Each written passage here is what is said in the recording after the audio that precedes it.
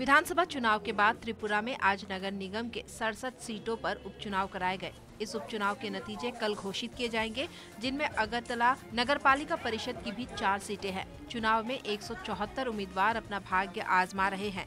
इन 174 उम्मीदवारों में से 67 बीजेपी से, 53 सीपीआईएम से, 49 कांग्रेस से और 2 निर्दलीय उम्मीदवार हैं। इन उम्मीदवारों के भाग्य का फैसला कुल 84,608 मतदाताओं के हाथ में है। इससे पहले 22 दिसंबर को उपचुनाव का दिन निर्धारित किया गया था, लेकिन राज्य चुनाव आयोग ने बगैर सर्वदलीय बैठक का आयोजन किए चुनाव के तारीख को टाल दिया था। 230 में से नगर निगम के विभिन्न कार्यालयों में 158 रिक्त सीटें हैं, लेकिन 91 सीटों पर बीजेपी ने बगैर प्रतिद्वंदिता के कब्जा जमा रखा है। बीजेपी के दबाव में आकर अन्य पार्टियों के उम्मीदवारों को नामांकन भरने के बाद भी अपना नामांकन वापस लेना पड़ा। आज सीपीएम ने अगरतला नगर निगम, शांति बाजार नगर निगम, बेलोनिया नगर निगम और विशालगढ़ नगर निगम से अपने उम्मीदवार वापस ले लिए। सीपीएम ने यह आरोप लगाते हुए सदर सब डिविजनल मजिस्ट्रेट ऑफिस को घेर लिया कि उनके पोलिंग एजेंट्स को पोलिंग स्टेशन से बाहर निकाल दिया गया। हालांकि बीजेपी के प्रदेश महासचिव राजीव भट्टाचार्य जी ने इन आरोपों को बेबुनियाद ठहराया है।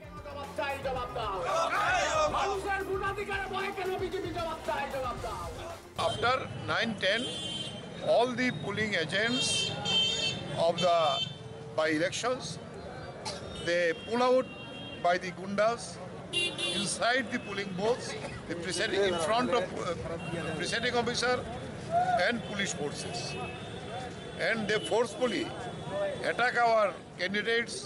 वर्कर नहीं मिल रहा है तो बीजेपी इसमें क्या कर सकते हैं, क्योंकि ये 25 साल की सरकार को उखाड़ने का काम ये त्रिपुरा जनता ने किया है और मेरा विश्वास है ये सब जो आरोप लगा रही है ये सब गलत है।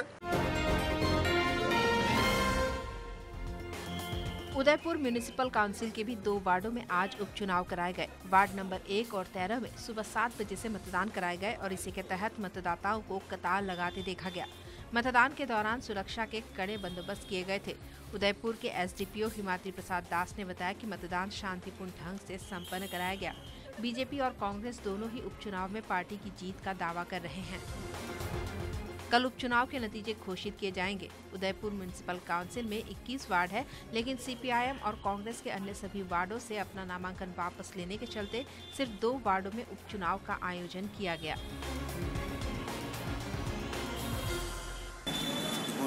শান্তিপূর্ণভাবেই চলছে। এখানে টোটাল ভোটার আছে 1127। অনেকেই সকাল সকাল ভোট দিতে লাইনে দাঁড়িয়ে পড়েছে। पानीसागर नगर पंचायत में भी आज कुल 11 सीटों के लिए उपचुनाव कराए गए। बीते 23 नवंबर को राज्य चुनाव आयुक्त जी कामेश्वर राव ने 14 नगर निकायों की 158 सीटों पर उपचुनाव कराने की घोषणा की थी। 22 दिसंबर को चुनाव का दिन भी मुकर्रर किया गया था। एएमसी के 4 वार्डों, रानीर बाजार म्युनिसिपल काउंसिल के 3 वार्डों, कैलाशहर म्युनिसिपल काउंसिल के 6 वार्डों और कुमारघाट म्युनिसिपल काउंसिल के 5 वार्डों में उपचुनाव कराए गए हैं। वहीं जिरानिया, उदयपुर, पानीसागर, कमलपुर, खोवाई, तेलियामुरा, बेलोनिया, शांतिर बाजार, विशालगढ़ और मेलाघर म्युनिसिपल काउंसिल में भी चुनाव कराए गए। राज्य भर में विभिन्न नगर निकायों के 158 सीटें निर्वाचित सदस्यों के इस्तीफा देने या निकाय भंग होने से रिक्त थे। ভোট ভালোই হচ্ছে।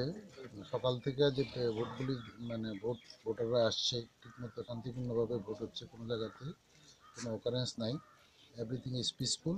আশা করা হচ্ছে প্রায় 80% অ্যাকসেপ্ট করবে।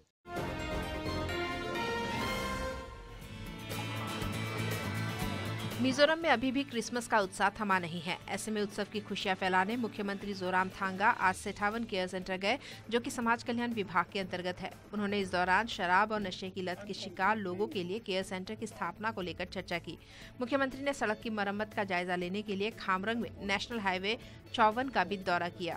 उनके साथ लोक निर्माण विभाग के अधिकारी और जनसंपर्क विभाग के मंत्री भी उपस्थित थे। जोरामथांगा ने अंत में थिंगदावल में बागवानी विभाग के एक फार्म का भी दौरा किया।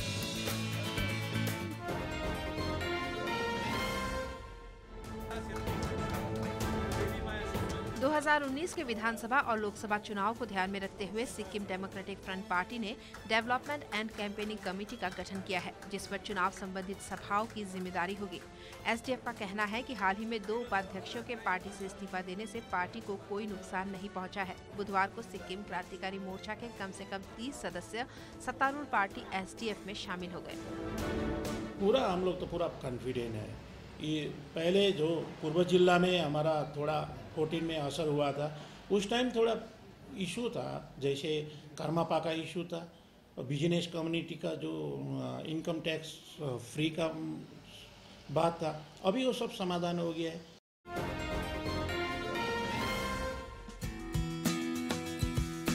आज से मणिपुर के गरीब लोगों को भी प्रधानमंत्री उज्ज्वला योजना के अंतर्गत मुफ्त एलपीजी कनेक्शन मिलेगा। भारत सरकार द्वारा दूसरी बार प्रधानमंत्री उज्ज्वला योजना 2 को विस्तारित करने के ठीक बाद मणिपुर में गरीब परिवार या गरीबी रेखा से नीचे गुजर बसर करने वाले लोग गुरुवार से मुफ्त एलपीजी कनेक्शन प्राप्त कर सकते हैं।